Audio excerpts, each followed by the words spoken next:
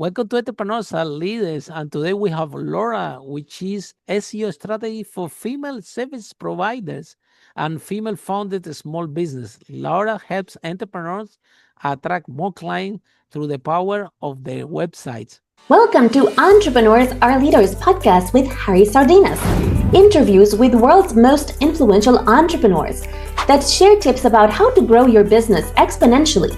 Charismatic speaking, leadership, branding, marketing strategies designed to help you monetize your knowledge, find true happiness, and manifest your goals and dreams. So, Laura, tell us, what are the 5 steps to future-proof your website in the age of AI? Great topic. Welcome. Yeah, thank you so much for having me. I really appreciate being here. So I am excited to address this because I think unless you've been living under a rock, you know that search is changing very, very fast, right? Oh, yes. Yeah, AI is changing how people find information, and it's forcing these tools to change how they interpret and extract information from our websites.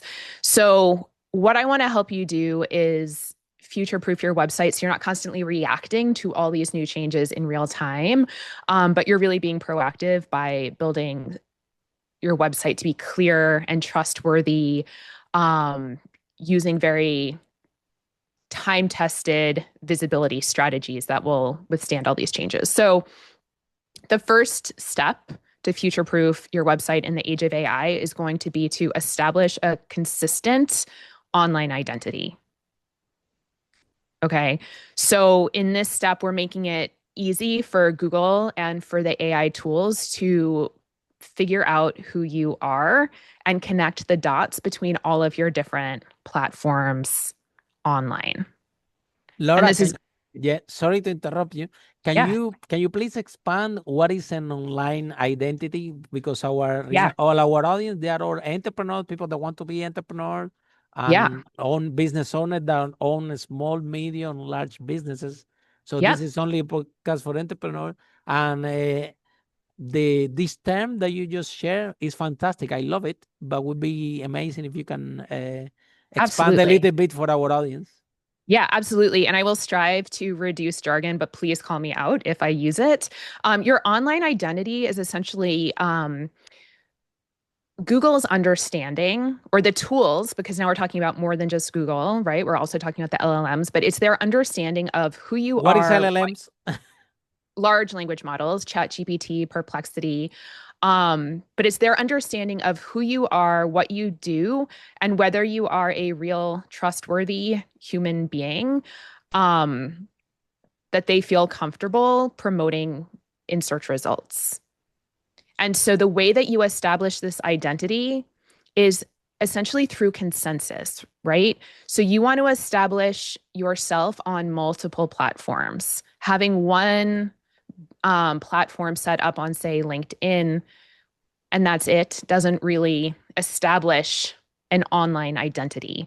But if you have a consistent identity that you can trace between, let's say, LinkedIn, your website, another social channel, some podcast episodes, you start to really take shape in the algorithms networks. It starts to have a really good idea, a good picture of who you are, and it starts to trust that picture. It starts to trust you as a person.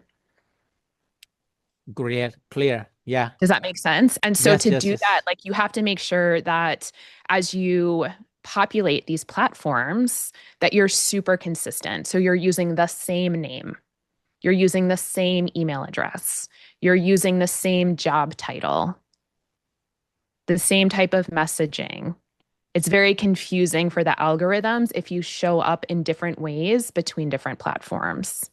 Wow, very powerful. Yeah. And so you can consider Laura, that. I have a million questions for you. Yeah, we're going to have a lot of fun in this podcast, but keep going. Do you want me to keep going through these? Okay. So I would consider that online presence kind of a data layer. And then on top of that, step 2 is going to be building or strengthening a digital reputation. So if the online identity is who you are, just the facts, your digital reputation is it's what happens when you move from simply being recognized to really being trusted. And so here is where we consider reputation signals, and that's going to be reviews, links from other websites to your website, sometimes known as backlinks, mentions on other people's websites, any features, guest podcasts, right? Any features. These are all the digital version of word of mouth that builds your reputation. And this really matters because Google and the language models, ChatGPT, Perplexity, they prioritize websites that are backed by brands with strong reputations. Mm-hmm. Okay. Wow. So it's really two parts. There's one, establishing who you are, but then the second step is really establishing why you're the expert that should be trusted. Mm-hmm. Wow. Does that make sense? Yeah, absolutely. Okay. I'm a big fan of the topic. I love it. Okay. Awesome. So then step 3, I'm going to be moving towards your website a little bit more directly. Okay. And here is where you need to make sure you're structuring your website for both humans and machines. A lot of times people just think of their website as a bunch of pages slapped together under one domain. But truly it should be a framework that helps show people and Google what is most important within your 100%. business. 100%. Right? Mm-hmm. And so has to be designed like this, right, Laura? Yeah, right. With Designed that purpose. With purpose. And so both at a higher level, the site architecture, so how you link your pages together, and then also on the page, how you use structured data on the page. So how you use your headlines, right? Like they're not style guides. They're actually signposts that point out the most important information on your page and how that information is related to one another. Things like your SEO titles that influence how your website shows up in search results. Things like schema, which get a little bit higher level, but are pieces of code you can put on the back end of your website that explicitly tell the robots what your website is about, so it doesn't have to infer, so it can't make mistakes, right? So structuring your information at a high level architecture and then on each page helps it helps future-proof your website by making sure that robots can access it and understand it really well. 100%. Right? Okay. Yeah.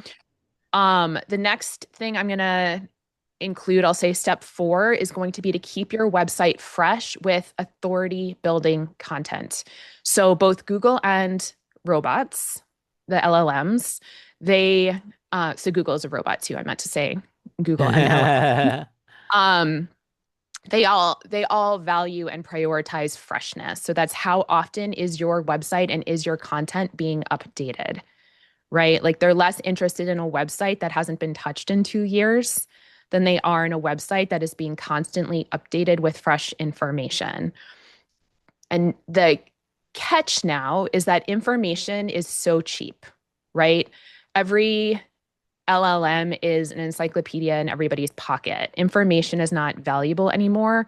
You need to be keeping your website fresh with authority building content.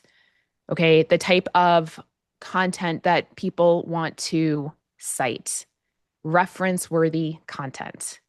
So not simply informational articles, but things that show your perspective, that interpret, that make recommendations, that show case studies, that provide information gain, right? This is the stuff that sets you up as a thought leader. Mm-hmm. But the internet, but to stay relevant in the internet of the future, your website needs to have this type of content that people are willing to go past the AI overview for and actually click on your website to read. Wow. And then Yeah. And the last one? Okay. The last one I'm going to throw at you is we'll call it step 5, but it's going to be to write for real conversations, not keywords. So traditionally, people have thought about optimizing their website using keywords, right? And once upon a time, you could make your website super visible by keyword stuffing. But the way that the algorithms read a website now they understand natural language, and people are searching using natural language, right? Think about, I would assume at this point, most of your listeners have interacted with a chatbot, with ChatGPT or with Claude or with Perplexity. And you talk to them like a human. That's how they are. That's how we are inputting our questions. And that's the type of language that the tools are searching for. So instead of, there's value in doing keyword research, but that's got to be skewed now more towards voice of customer research, as opposed to just finding arcane keywords and stuffing them all over a page. We need to write for people, and that in turn is going to create better content to rank in these search tools of the future. Oh, wow. That's really, really powerful. Yes, Laura, one question, because I think you're brilliant. You know a lot about your topic. Yeah, I'm actually impressed. Laura, because I find out the other day that now the website, they had to be also SEO. We were already very busy trying to to make sure that to do SEO in Google. Now they've been telling me that also has to be SEO friendly for ChatGPT and all these AI search engine, because those AI this ChatGPT has become also like a search engine. So now it has to be optimized, and to optimize for the ChatGPT, I suppose is a different optimization that you have to do for Google, and now the whole thing has become more complex, no? All overnight, it was already complex. I'm going to say that for most entrepreneurs, it's not going to be that different. Okay, the things that most entrepreneurs are going to need to do to get featured in something like ChatGPT are going to be the same things they need to do to get featured in Google. Because remember what I said, the LLMs, the AI search tools, they really prioritize search results from recognizable brands. And Google is a recognizable brand. So if you can search... Well, not, but you're not Google, right? So making sure that you have... So the question is basically that everybody, sorry, Laura, to interrupt you. The question is, everybody that already have done SEO in Google, right? And optimize this. Like a year ago, appeared ChatGPT, and now it's a new thing that people have to optimize this for ChatGPT. That should everybody, all the entrepreneurs listening, review the websites again to make sure that it's optimized for Google as well as LLM language. Yeah. Like, okay. Yeah, so, sure.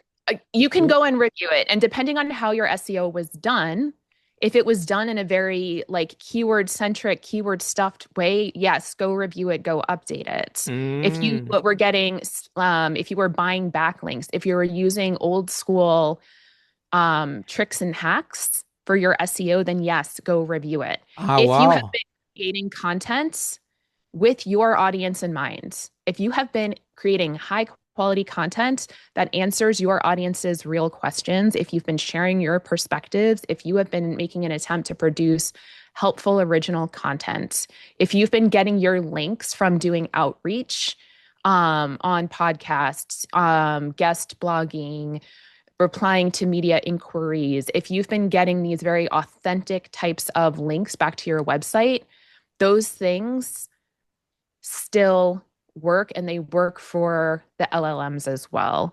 The most important thing that you can do right now to rank in Google or show up in LLMs is to produce great original content with unique perspectives that provide something new to the internet, right? To host that on a technically sound website, because none of these tools want to crawl a slow website or crawl through a website that isn't organized well.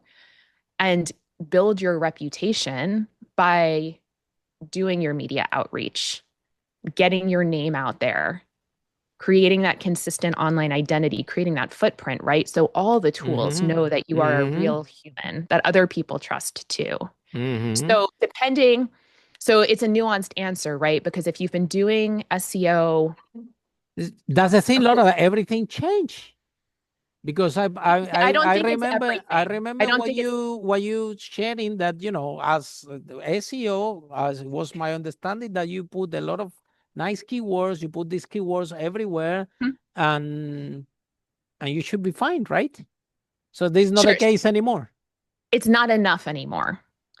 It's Mhm. not enough, right? Because information is cheap. If we could all just stuff our website with keywords, we would all be ranking #1, right? So now, how do you tell the difference between 10 websites or 1,000 websites who are all going after that same keyword and stuffing that same keyword into their content, right? There's too much information. And so the stakes are higher. And Google's gotten High better. quality content, Laura, is the secret, right? Yeah. High And quality content. for such a long time, SEO felt like it was really about hacking the algorithm. But Google doesn't want to be hackable. And so it's also doing its best to figure out what is the highest quality content being written by the real experts with the real expertise who deserve to be writing about the things that they are writing about. And I'm so gonna it's trying to become unhackable, right? The best SEO hack right now is to do great work. I agree with you 100%. Yeah. I agree with you 100%. And we have been seen during the years, that the whole point, you see, when you find SEO experts, they will come in with the last hack. Look, I have this hack to trick Google to, and I always was telling them, look, they will find out. Yeah. Sooner or later, you know, they have a huge engine there. They have all the data, have everything. Sooner or later, if you're doing something to trick the algorithm, um, and to, because at the end of the day, the whole purpose of the thing is to show the more relevant content of what you're searching for. And sometimes this get missed in translation. And people start to do crazy things, you know, and they catch you sooner or later. And or this is what happened. A story that I hear during the years that people are ranking #1, #1 in Google, and one of the sudden one day they are number 400. So what happened?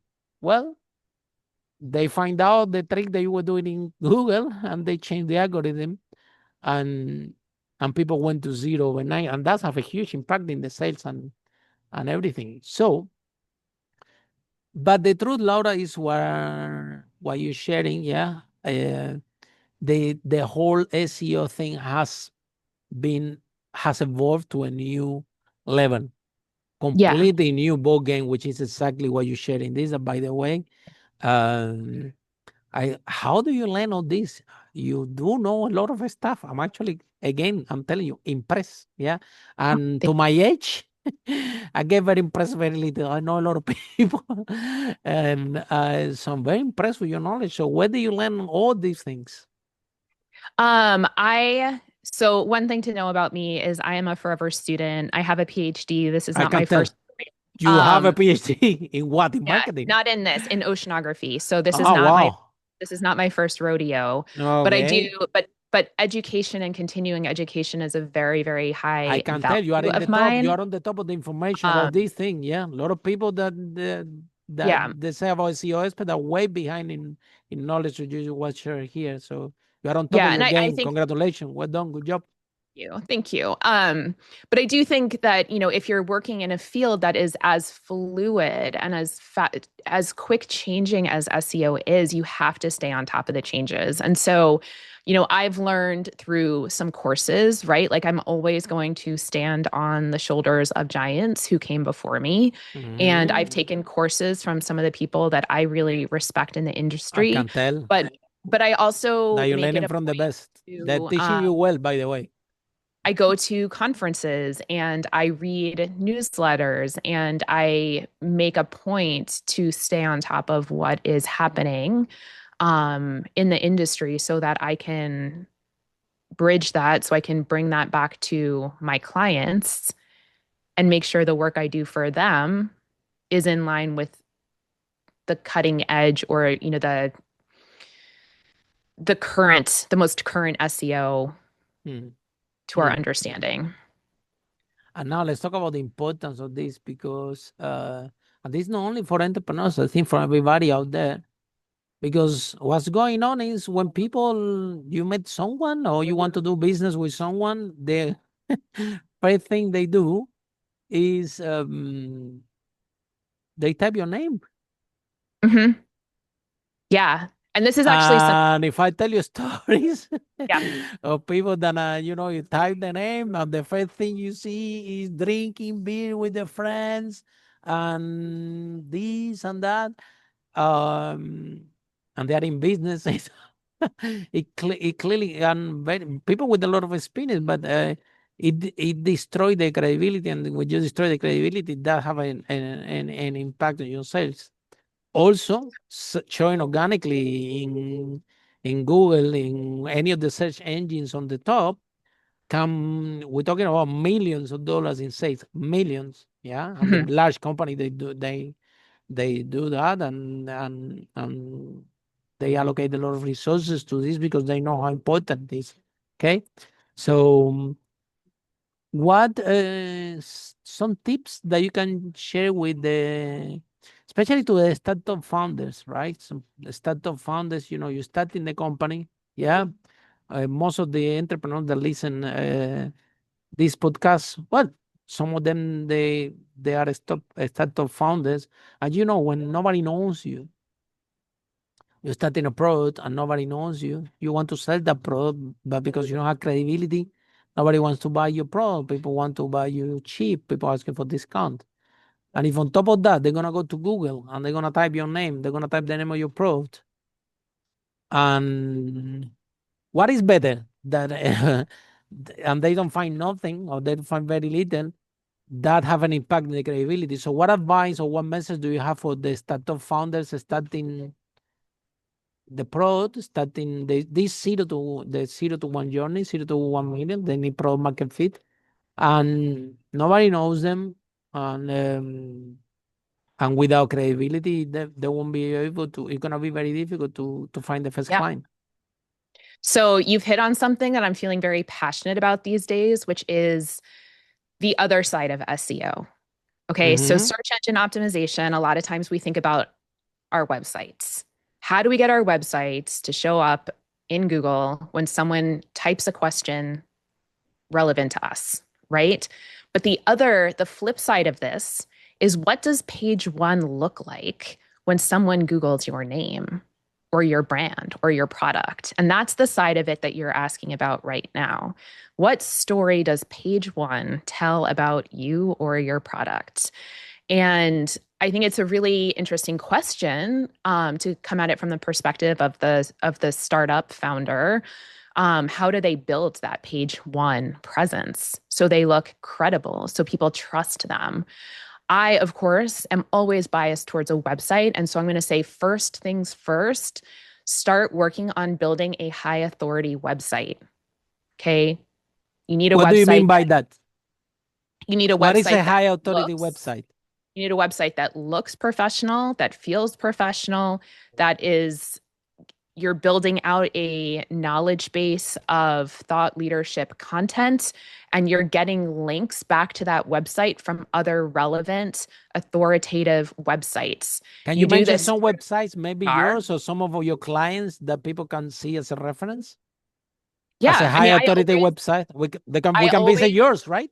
Yes, you can visit mine. I always try to make sure that my website is an example of what I'm talking about. So my website is laurajawadmarketing.com.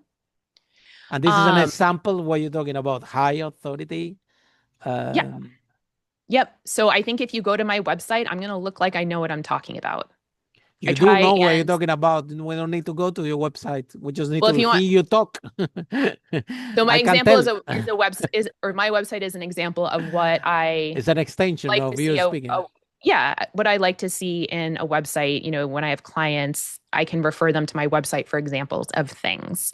But in addition to going back to page 1, we always like it if the website can anchor page 1. It's great if your website is the first search result, because your website is the only place where you 100% control your reputation and how you're perceived. But beyond that, start engaging in other types of platforms that Google likes to prioritize on page 1. LinkedIn, YouTube, right? Start getting on podcasts. Where do you need to get mentioned in the media? Start populating your page 1 results so that when someone looks you up, you look like the expert or just the credible human being that you want to be perceived as. You have control over that. And if your page 1 has things like pictures of you drinking in college, we can't get rid of those things, but we can push them down by putting better stuff up there. So, for someone just starting out, I would say, well, get the process started on the website. Because again, the people before they haven't been in business, also for the people at work also, right? The people take the social media, they put the photo with the friends, with this, with that, and what they did on the weekend. I mean, it's a platform to socialize, right? Yeah, But then they want a promotion at work, and then the first thing that your new company that they don't know you, they go to Facebook, whatever, to type who you are, and that could be a problem in terms of credibility, right? Yeah, there's a whole nother layer of reputation. I say that if you're in business, I have been Laura with this. I have to do myself. I'm telling you, 18 years ago, I used to have my Facebook with. Before I started my first business, my Facebook, it was with friends, going out, going for drink, having fun. Yeah. Look the funny picture, this and that. So I have to get rid of the I have to delete the whole profile. Or make it private, right? Like I remember that we have to delete the whole profile because now we are in business, you need credibility and everything.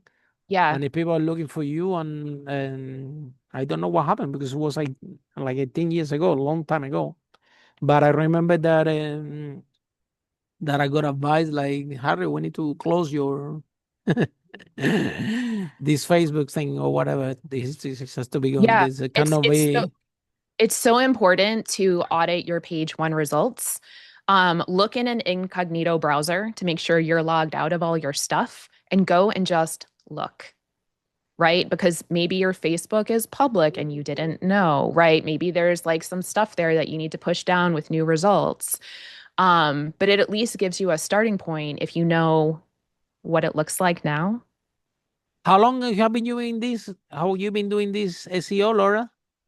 So I've had SEO as a dedicated business since 2023. I've been doing SEO for my own. So I learned SEO. Do you own another business? Yes. So I learned SEO building businesses before this. Very good. So what's your business before? So before this, I was a pregnancy and postpartum personal trainer and birth doula. Oh, wow. And I built both of those practices from the ground up using SEO. And both of those practices became booked out businesses that went to waitlist. And so as those businesses grew, and SEO was an unusual way to, not necessarily for the birth doula business, SEO is a fairly standard tool, but particularly personal training. That particular market, if you do that SEO, you make a lot of money because it's a market. Well, it was just unusual. And so I had a lot of people asking for support. And so, because nobody, so there are very little, this type of practices, I don't know. It's a field that is very specific, and if you know what you do in SEO, you can make make a lot of money. Well, I think it just goes to, particularly in those service-based businesses, I think so many people learn business on like Instagram, and so they're taught there's one way to do this thing, and not everyone wants to be on Instagram. And as they see Instagram is one part of the whole thing. Today you're talking about a 360 approach. This is not about Instagram or whatever. They have to be 360, right? If you're learning business skills from Instagram, you're learning that to do business, you have to be on Instagram and that you have to do it a certain way. So I think that when I built my businesses, my colleagues saw another way. So they started coming to me for support, and I enjoy providing that support. And so this business grew out of that. Wow. Very because good. I do enjoy that tech side of things, and I enjoy being in the weeds. I can tell. And I enjoy helping people step into their authority and become visible online, like people who really have something to offer the world. I mean, there's so much garbage out there on the internet. Mm-hmm. And I really enjoy helping people who are legitimate experts, who are really like doing good in the world, get found. Laura, Right? That's super fun. yes. And then, Laura, the next question that I will ask you is, it's a very common practice because first time founders, okay, what we notice is that they are in love with the product. They only want to make the product better, and they put a lot of time, money, and effort in the product, okay, and they go out and they sell the product. However, second time founders, they have a different approach. They understand that marketing, sales is actually more important than the product, because if you know how to market that person, if you know that product, if you know how to market it, you know about the audience, if you know the SEO, if you know how to reach to that target audience, you can come after, and actually with the feedback of that target audience, you can even create a better product than what you thought in the first place. Because at the end of the day, the product is not to save you, it's to save that target audience. So if you have the target audience, and you can do a survey with that target audience, what type of product they want and how much they want to pay, that even that feedback will help you. They will tell you what product they want, how much they want to pay.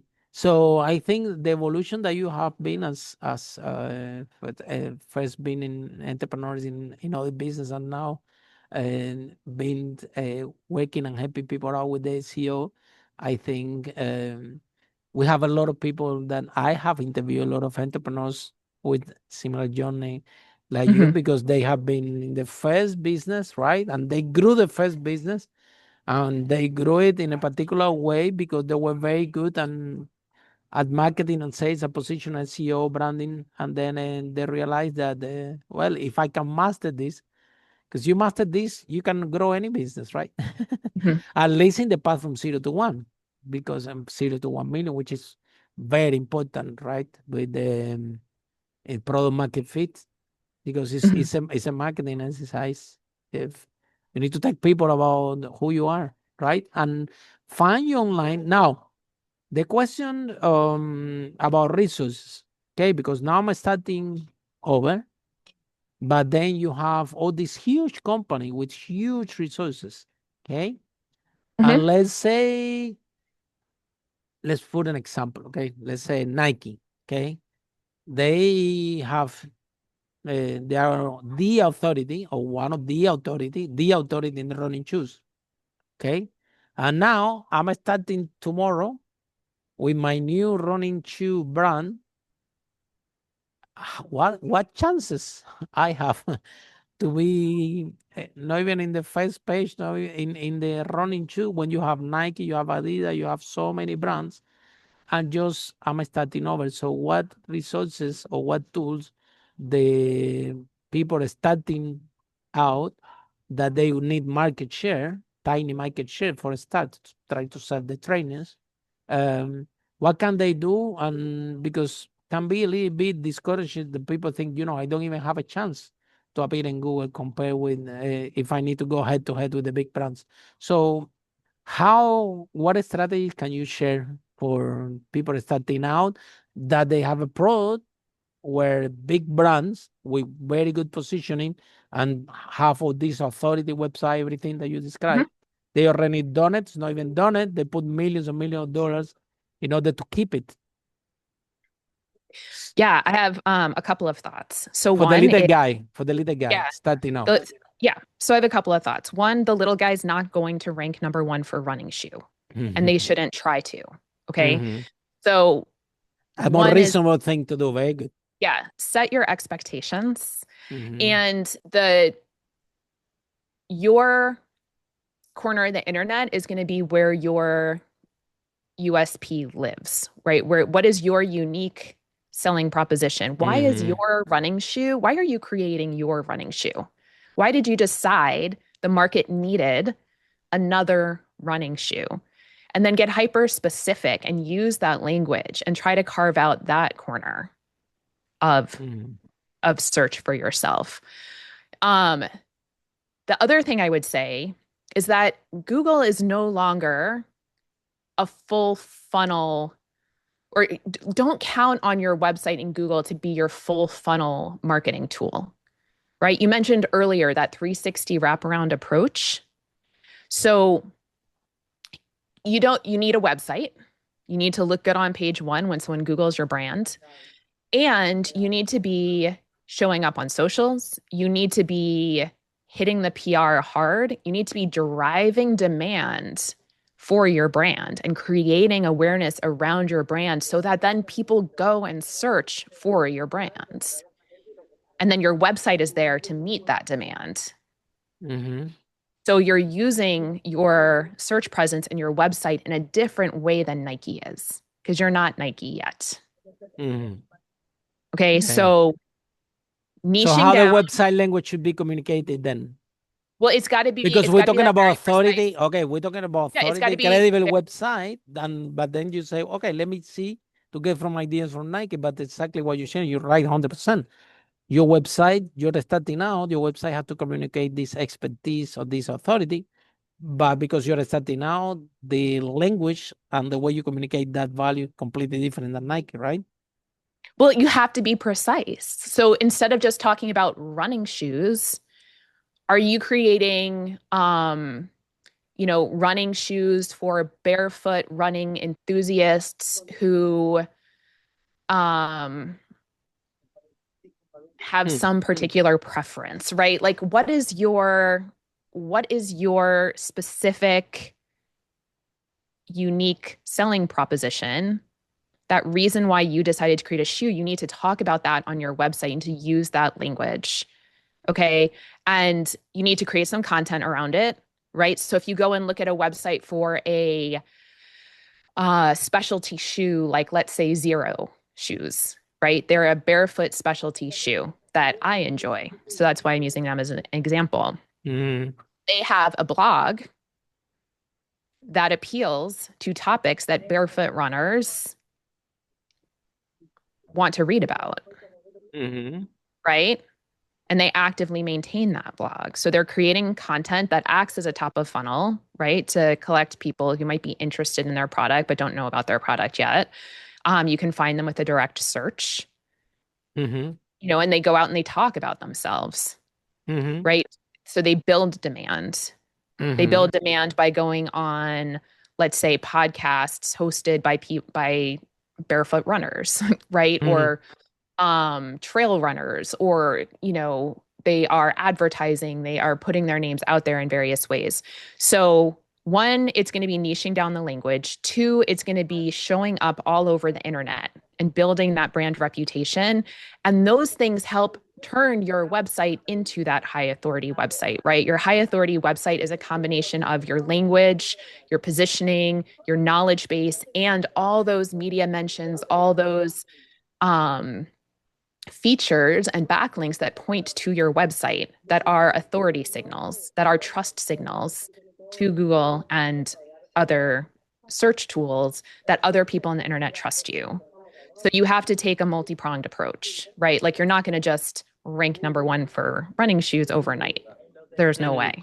But there's these multiple pieces. And I like to say that SEO is the bow we tie on all our marketing activities, right? It's like you have that website that acts as a hub and it anchors all these other things you're doing around the internet. Like, if you're that shoe company, you're still paying for ads.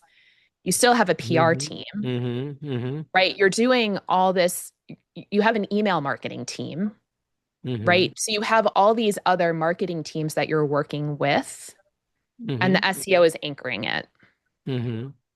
All those things contribute to the authority of that high authority website. So Laura, if somebody's in love with this conversation and want to learn more from you, how people can find you, how this process works, can you share this?